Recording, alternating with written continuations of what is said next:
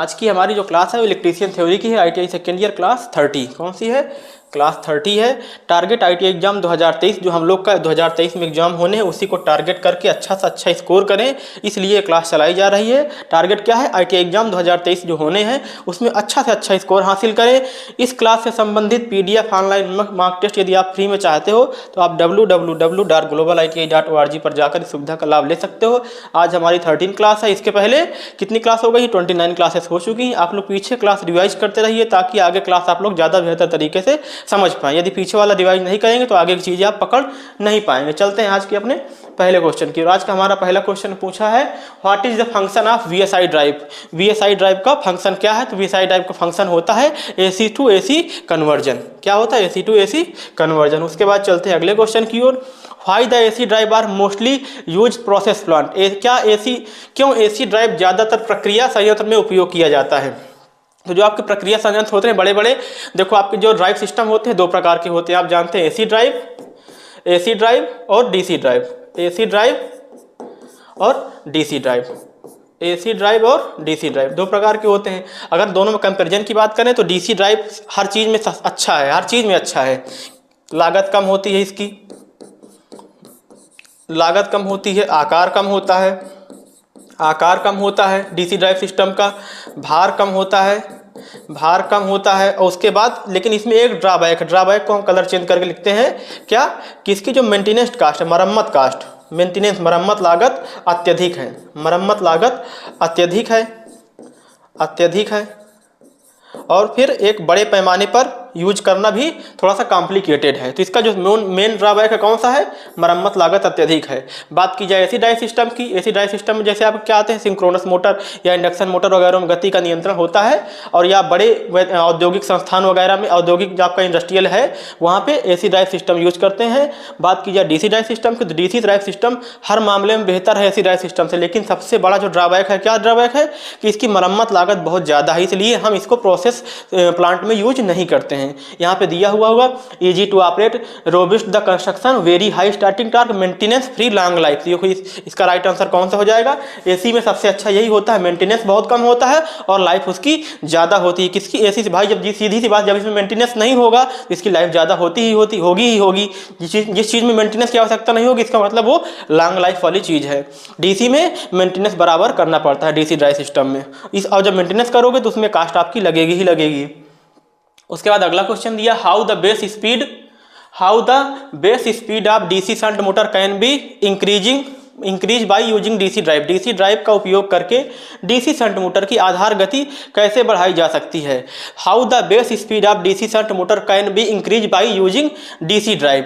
तो कैसे कर सकते हैं? By reducing the field current को घटा करके हम DC शंट मोटर की आधार गति बढ़ा सकते हैं, by reducing the field current. उसके बाद अगला क्वेश्चन दिया है, आर्मेचर और फील्ड नियंत्रण ड्राइव में से नियत टार्क कैसे प्राप्त किया जाता है? How the constant torque can be obtained from armature and field control drive. Armature और फील्ड नियंत्रित ड्राइव से नियत टार्क कैसे प्राप्त किया जाता है? तो इसके लिए क्या प्राप्त करते हैं? By reducing the field current, by increasing the field current, by reducing the armature current, by controlling the armature voltage. किसके द्वारा करते हैं ये कंट्रोलिंग? कौन सी? Armature and field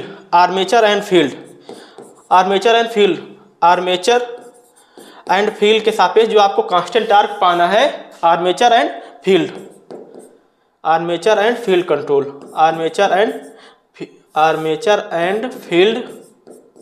control drive. Armature and field control drive के सापेक्ष जो आपको पाना है कांस्टेंट टार्क पाना है, constant torque. How the constant torque can be obtained from armature and field control drive. तो इसके लिए कौन सा होता है? By controlling the armature voltage method. कौन सा मेथड यूज करते हैं ऐसा कांस्टेंट टार्क पाने के लिए? By controlling the armature voltage method अपनाते हैं। उसके बाद अगला क्वेश्चन की ओर देखते हैं। अगला क्वेश्चन क्या दिया हुआ है, What is the minimum permissible single phase working voltage if the declared voltage is 240 volt as per ISI होगा या BSI होगा या ISO होगा, ये सब हमारे स्टैंडर्ड होते हैं। ये लोग एक मानक तय करते हैं, जैसे आपका BIS होता है, BIS क्या होता है? Bureau of Indian standard institute होता है, ISI। उसी प्रकार सबका ये लोग का अपने एक मानक होता है, ये मानक तय करते हैं, उसी मानक के अकॉर्डिंग सारी इक्विपमेंट को या सारी जो आपके लॉ है फॉलो होते हैं। जैसे किसी फैक्ट्री में कितने मजदूर होने चाहिए, ये सारी चीज़ें सब एक स्टैंडर्ड के थ्रू होती है। एक ऑर्गेनाइजेशन होता है, वहाँ पे बैठ के मीटिंग होती है, सबकी हर एक चीज़ के मानक तय किए जाते हैं कि कौन सा इक्विपमेंट कितने रेटिंग का इंडिया में यूज होगा, इससे ज़्यादा नहीं। जैसे इंडिया की सप्लाई फ्रीक्वेंसी कितनी है? इंडिया की सप्लाई फ्रीक्वेंसी हम लोग कितनी रखते हैं? 50 हर्ट्ज, ये हमारा मानक है। हम 50 हर्ट्ज पे ही चला रहे हैं। हमारे पड़ोसी जो है मुल्क है, देश है, वहाँ पे कहीं पे 60 हर्ट्ज पे भी वर्किंग हो रही है, तो इससे मतलब नहीं है। लेकिन हमारे देश में जो मानक तय है, हमको उसी पे वर्क करना होगा और हम करते भी हैं। तो यहाँ पे पूछा हुआ है, अब देखो जो होती है 240 वोल्ट दिया है। अब ये नहीं पता है कि 240 वोल्ट ये बोला है मैक्सिमम है या लोवेस्ट है, मीडियम है। लेकिन ये जानिए कि जो दिया है what is the minimum permissible single phase working voltage, इसकी एक पूरी टेबल होती है। इसकी एक पूरी टेबल होती है, लोवेस्ट कितनी होती है, हाईएस्ट कितनी होती है, मीडियम में नॉर्मल कितनी होती है। तो तीनों का अलग अलग क्राइटेरिया होता है। लेकिन अगर नॉर्मल तौर पर देखें 240 वोल्ट एज पर ISI है, तो हम इसमें +-5%, +-5%, +-5 नहीं, कहीं कहीं बुकों में जो है आपको +-5 टू 6% का वेरिएशन देखने को मिल सकता है। कितना? +-5 टू 6% का वेरिएशन देखने को मिल सकता है, वेरिएशन। अब देखो +-5 टू 6 दिया है, तो अगर हम 5 ले लें तो 240 का 5 कितना हो जाएगा? 240 इंटू 5 अपॉन 100, ऐसे ही तो निकालते हो, ऐसे ही तो निकालते हो। उसके बाद ये देखो, उसके बाद फिर कट पीट करोगे, कितना आएगा? ये आ जाएगा आपका 12। कितना आ जाएगा? 12 आ जाएगा। अब 240 से आप कितना रिड्यूस करोगे? 240 से आप कितना रिड्यूस करोगे? 240 से रिड्यूस करोगे 12। 240 से कितना, जैसे आपका ये हो गया 240 का 5% आपने निकाल लिया। किसी ऐसे भी कर सकते हो, कोई दिक्कत नहीं है। आप जो है इस प्रकार रख के जो है निकाल सकते हो। 12 आ जाएगा, ठीक। 25 इंटू 5 बराबर 120 अपॉन 10 इंटू जो आपका क्या बोलते हैं अपॉन 10 आपका क्या बोल डिवाइड किए, तो आपका आंसर कितना आ जाएगा? 12 आ जाएगा। अब आपका ये कितना है? प्लस माइनस हो सकता है। किसी केस में आपका जो है प्लस हो जाएगा, किसी केस में माइनस हो जाएगा। तो एक आंसर तो आपका हो जाएगा जो है आपका 240 प्लस 12, एक आंसर हो जाएगा आपका 240 माइनस 12। तो दोनों को देख लीजिए, यहाँ पे आ जाएगा 252, यहाँ पे आ जाएगा 228। इस हिसाब से देखिएगा आपका कौन सही हो जाएगा? 228 सही हो जाएगा। इसका राइट आंसर कौन सा हो जाएगा? 228। उसके बाद अगला क्वेश्चन देखते हैं। अगला क्वेश्चन क्या दिया है? Which term refer that mass of substance liberated from electrolytic by 1 coulomb of electricity. किस शब्द से तात्पर्य है कि किसी पदार्थ का द्रव्यमान इलेक्ट्रोलाइट से 1 कूलम विद्युत द्वारा मुक्त होता है। इसका फार्मूला होता है, हमने जब पीछे कैलकुलेशन करवाया, यहाँ पे फार्मूला देखो क्या होता है। इसका फार्मूला क्या होता है? m आपका होगा m, उसके बाद क्या आता है? m के बाद आता है z। m बराबर क्या होता है? m बराबर होता है z इंटू IT। अब बात की जाए किसकी? z q बराबर की, तो q बराबर क्या होता है? q बराबर होता है IT हो सकता है, q बराबर IT भी हो सकता है, या तो फिर हम इसी को ये भी लिख सकते हैं, q बराबर IT होता है, m बराबर ZQ भी लिख सकते हैं। अब यहाँ पे बात की जाए z क्या है, q क्या है, m क्या है, तो देखिए z और m q की बात करें तो अलग अलग हम बता रहे हैं। I आपकी क्या है? I आपकी धारा है, I आपकी धारा है। m क्या है? m यहाँ पे अगर देखें m क्या है? m जो है आपका धातु पर जमा धातु का द्रव्यमान है, धातु का द्रव्यमान है। क्या है? धातु का द्रव्यमान है। और TI क्या है? आपका I धारा है, I आपका धारा है। T क्या है? T आपका टाइम है, ठीक है। उसके बाद Z क्या है? आपका विद्युत रासायनिक तुल्यांक है। क्या है? इलेक्ट्रोकेमिकल इक्विवेलेंट, विद्युत रासायनिक तुल्यांक है, विद्युत रासायनिक तुल्यांक, ठीक। अब कैसे कितना मुक्त होगा? तो जितनी देर तक धारा देंगे उसके जो है समानुपाती आपको जो है धातु पर जो मुक्त हुए द्रव्यमान है वो आपको उतने मात्रा में मिलेगा। और ये डिपेंड करेगा कितना मिलेगा, साथ साथ कितनी देर तक आपने धारा प्रवाहित की। ये भी मायने रखता है कि आप धारा कितनी समय तक, मतलब कितने समय तक आपने धारा प्रवाहित की।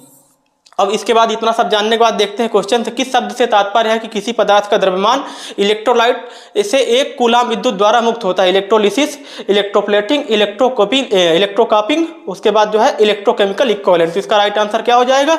जो आपका जेड है यही है, क्या है? Electrochemical equivalent.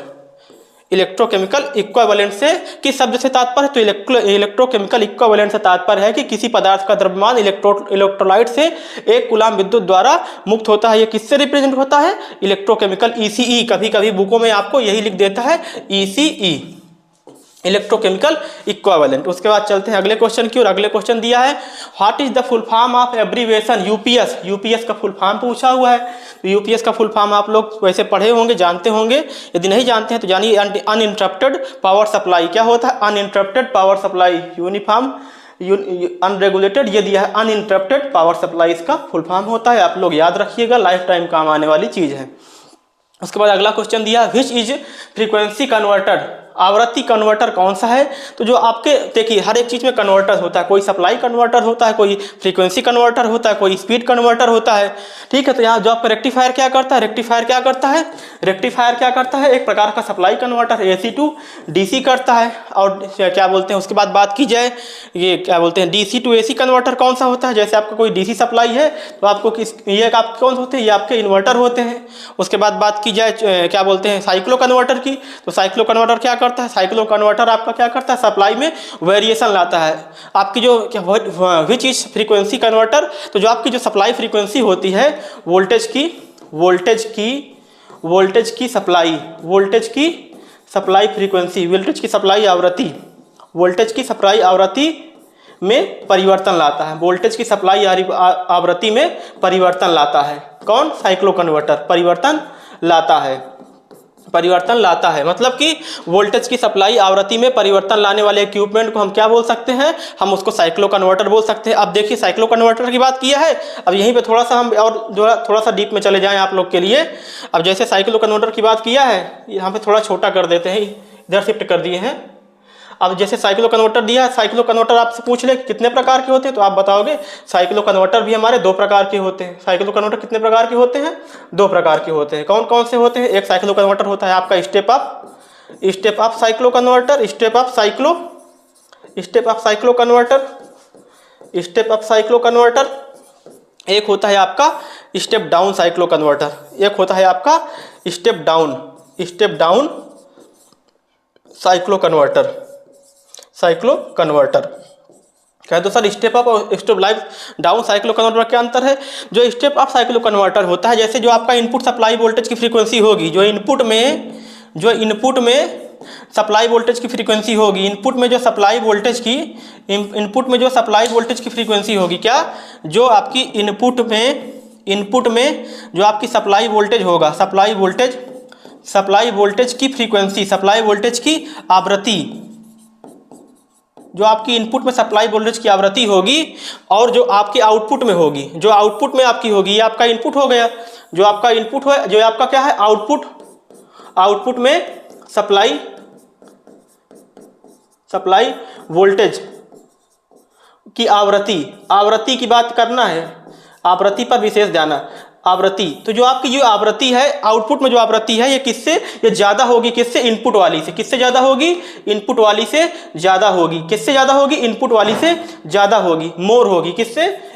इनपुट वाली से। जो आपकी आउटपुट में सप्लाई वोल्टेज की फ्रीक्वेंसी है, जो आवृत्ति है, ये इनपुट की आवृत्ति से ज़्यादा होगी। तो इसे क्या बोलेंगे हम? स्टेप अप साइक्लो कन्वर्टर बोले। मतलब हमारी जो सप्लाई वोल्टेज की फ्रीक्वेंसी है, जो आवृत्ति है, वो स्टेप अप हो रही, बढ़ रही ना। आउटपुट में, इनपुट में कम थी लेकिन आउटपुट में क्या हुई? इंक्रीज कर गई, बढ़ गई। तो इसका मतलब कौन सा है? स्टेप अप साइक्लो कन्वर्टर है। इसी के जस्ट अपोजिट होता है हमारा step down cyclo converter. Step down cyclo converter क्या होता है? जो हमारी इनपुट की सप्लाई फ्रीक्वेंसी होती है, जो हमारी इनपुट वोल्टेज की सप्लाई फ्रीक्वेंसी होती है, इनपुट वोल्टेज की जो सप्लाई फ्रीक्वेंसी होती है, सप्लाई फ्रीक्वेंसी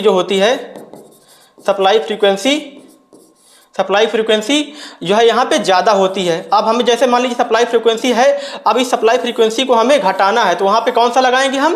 क्या लगाएंगे? वहाँ पे हम स्टेप डाउन लगाएंगे। कौन सा लगाएंगे? Step down cyclo converter. तो जो हमें आउटपुट में मिलेगी, क्या मिलेगी? जो फ्रीक्वेंसी मिलेगी सप्लाई वोल्टेज जो फ्रीक्वेंसी मिलेगी आउटपुट में जो यहाँ पे क्या लगाए आप? Step down. यहाँ पे क्या लगाए? Step step down cyclo converter, step down cyclo converter. क्या लगा दिए? स्टेप डाउन साइक्लो कन्वर्टर लगाए। यहाँ पे क्या लगाए थे? यहाँ पे आप लगा दिए थे स्टेप अप साइक्लो कन्वर्टर। यहाँ पे लगाए थे step up cyclo converter, step up cyclo converter, step up cyclo converter यहाँ पे लगा दिए थे। तो मतलब यहाँ पे क्या हुई? आपकी जो फ्रीक्वेंसी है, सप्लाई फ्रीक्वेंसी वोल्टेज की स्टेप अप हो गई, बढ़ गई। यहाँ पे क्या हो गई? स्टेप डाउन होगी, घट जाएगी। तो यहाँ पे जो इनपुट सप्लाई फ्रीक्वेंसी है इसके कंपैरिजन में क्या हो जाएगी? ये लेस हो जाएगी, घट जाएगी। क्या हो जाएगी? ये घट जाएगी इनपुट के तुलना में। तो ये हुआ आपका step up cyclo converter and step down cyclo converter का वर्क। और इस ऑप्शन का जो राइट आंसर वो भी क्या है? वो भी आपका साइक्लो कन्वर्टर ही राइट आंसर है। इसीलिए हम इस क्वेश्चन के थोड़ा सा डीप में चले गए, आप लोग इससे संबंधित और चीजें भी जान जाएं। चलते हैं आगे क्वेश्चन की ओर। आगे का क्वेश्चन क्या कहता है? आगे का क्वेश्चन कहता है what is the full form of PWM। PWM का फुल फॉर्म क्या होता है? जो बच्चे आपने बुक वगैरह पढ़ी होगी या कुछ देखा होगा, कहीं गूगल वगैरह किए होंगे, जो इंटरेस्टेड बच्चे हैं तो ये जानते होंगे आपका क्या होता है? मॉड्यूलेशन होता है पल्स के साथ में। क्या होता है? मॉड्यूलेशन होता है पल्स के साथ में। इसी को हम बोलते हैं पल्स विथ मॉड्यूलेशन। क्या बोलते हैं? Pulse with modulation, pulse with modulation, pulse with modulation, pulse with modulation. तो यहाँ इसका राइट आंसर कौन सा है? ये आपका बी नंबर इसका राइट आंसर है। बी नंबर इसका right answer, pulse with modulation. उसके बाद चलते हैं अगले क्वेश्चन की ओर। अगला क्वेश्चन, अच्छा अगला क्वेश्चन ये आ गया। अगला क्वेश्चन दिया हुआ है 145 है। What is the advantage of online UPS over offline UPS. आपके यूपीएस सिस्टम जो है हमने थोड़ा सा पहले से बना रखा है, क्योंकि टाइम ज़्यादा लगता है तो इसलिए हमने पहले से बना लिया था। आपके जो यूपीएस सिस्टम होते हैं कितने प्रकार के होते हैं? 2 प्रकार के होते हैं। और यूपीएस का फुल फॉर्म क्या होता है? Uninterrupted power supply. हमने पीछे पढ़ाया भी है, आप लोग फुल फॉर्म भी याद रखिएगा। तो ये आपका जो सिस्टम होते हैं कितने प्रकार के होते हैं? ये सिस्टम आपके 2 प्रकार के होते हैं। एक होता है ऑनलाइन यूपीएस सिस्टम, एक होता है ऑफलाइन यूपीएस सिस्टम। सिस्टम कितने प्रकार के होते हैं? ऑनलाइन यूपीएस सिस्टम होता है, एक होता है आपका offline UPS system. Online UPS system, offline UPS system. अब बात की जाए इसकी पूरे की, तो जो आपका ये होता है क्या बोलते हैं ऑफलाइन यूपीएस सिस्टम और ऑनलाइन। तो ये आपका जो फिगर दिखाया गया है ये आपका ऑनलाइन यूपीएस सिस्टम दिखाया गया है। ये आपका पहले क्या है? ये आपका एसी सप्लाई है, 3 फेज, सिंगल फेज, कुछ भी हो सकती है, जैसे आपका जरूरत है आप उस प्रकार लेंगे। लेकिन जो आपका नॉर्मल होता है सिस्टम सिंगल फेज का होता है। यहाँ पे देखिए एसी सप्लाई आई हुई है, रेक्टिफायर किया है आपने, रेक्टिफायर लगाया है, रेक्टिफायर के साथ चार्जर लगा है और बैटरी लगी हुई है। ठीक है, रेक्टिफाई किया गया सप्लाई। अब रेक्टिफायर क्या करता है? आप रेक्टिफायर जानते हो ना, सब लोग जानते हो। यहाँ पे एसी सप्लाई थी तो रेक्टिफायर क्या करेगा? एसी को डीसी में परिवर्तित कर देगा। क्या करेगा? एसी को डीसी में परिवर्तित कर देगा। डीसी में परिवर्तित कर दिया और इसी कारण से हमारे जो बैटरी है डीसी के फॉर्म में चार्ज भी स्टोर कर लेती है। अब बैटरी हमारी चार्ज भी है, खैर इसका कोई हमें मतलब नहीं। उसके बाद क्या किया हमने? तुरंत इन्वर्ट कर लिया। क्या कर लिया? उसको इन्वर्ट कर लिया। क्या लगा दिया? इन्वर्टर। तो ये क्या हो गई? फिर से हमारी डीसी किस में कन्वर्ट हो गई?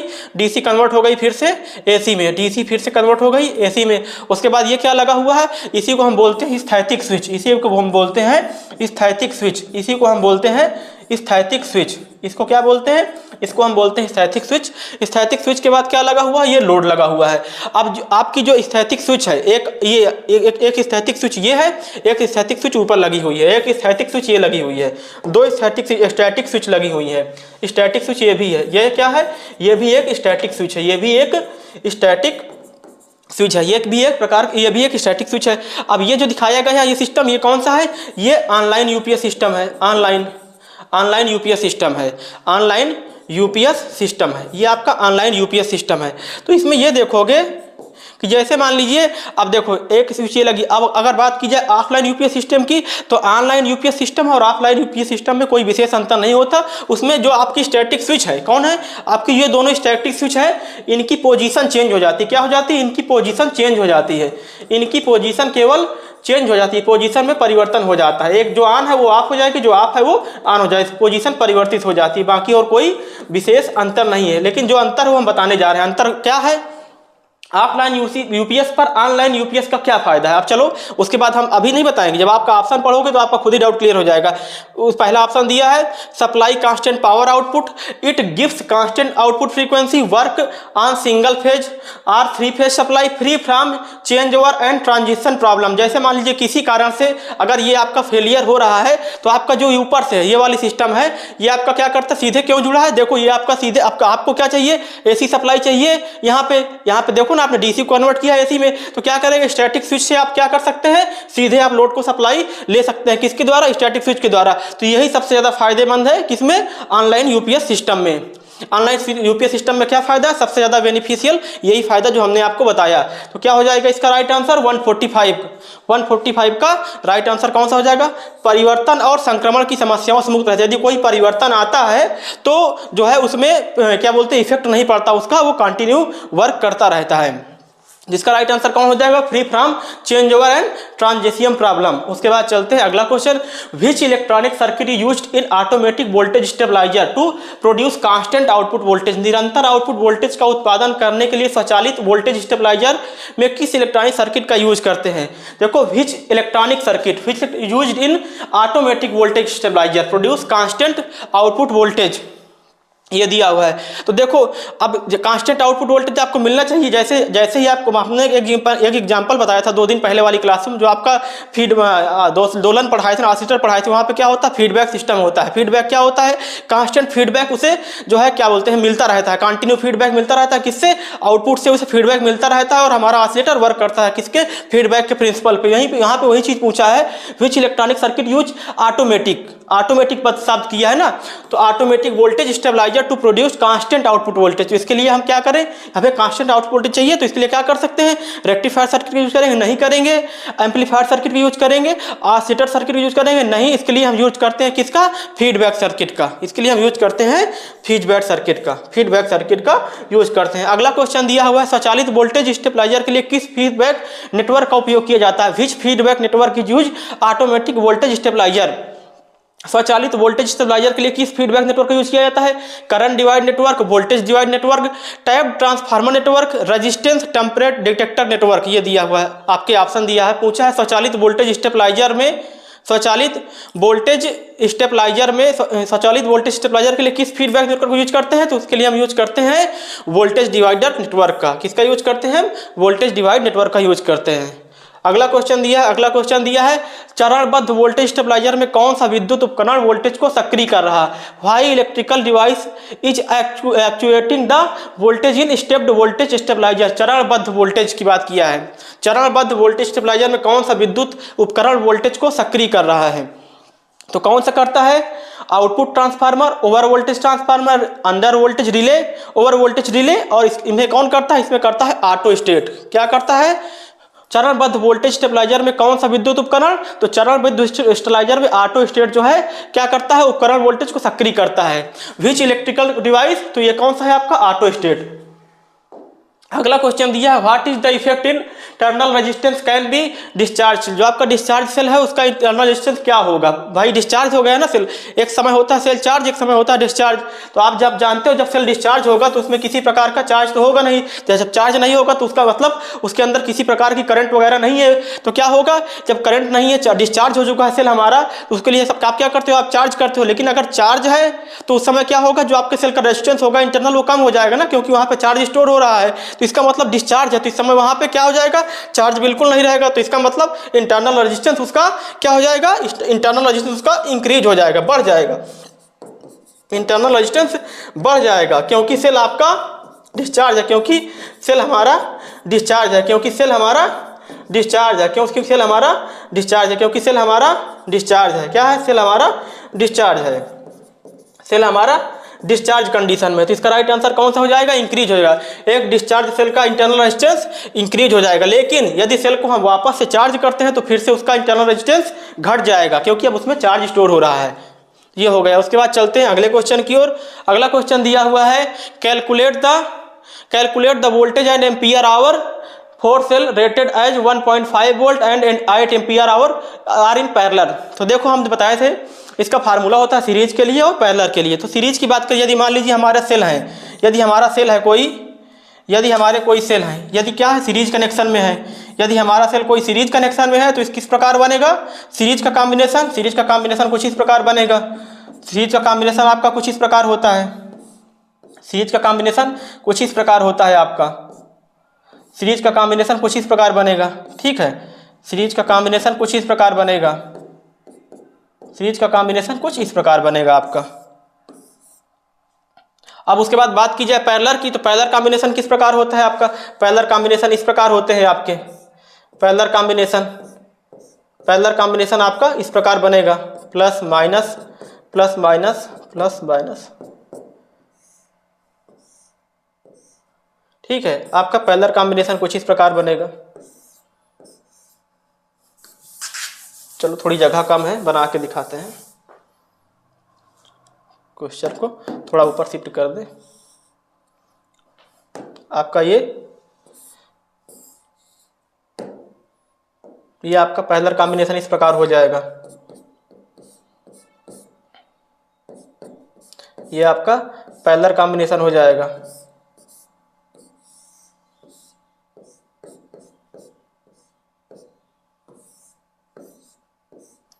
ये आपके सेल जो है किस में कनेक्ट है? ये आपके सेल कनेक्ट हो गए अब पैरेलल में। अभी उसमें किस में थे? सीरीज में थे। अभी किस में थे? सीरीज में थे। अब किस में हो गए? आपके पैरेलल में हो गए। आपका किस में हो गए? आपके पैरेलल में हो गए। अभी किस में थे? अभी थे सीरीज में। अभी तक किस में थे? अभी तक किस में थे? अभी तक थे सीरीज में। अब किस में हो गए? अब आपके हो गए पैरेलल में। ठीक है, इस प्रकार सेलों का कनेक्शन होता है। हमने कनेक्शन बताने की, तो ये तो कनेक्शन बताने की कोशिश करी। इसके बाद इनका एक फार्मूला होता है। सीरीज का फार्मूला क्या होता है?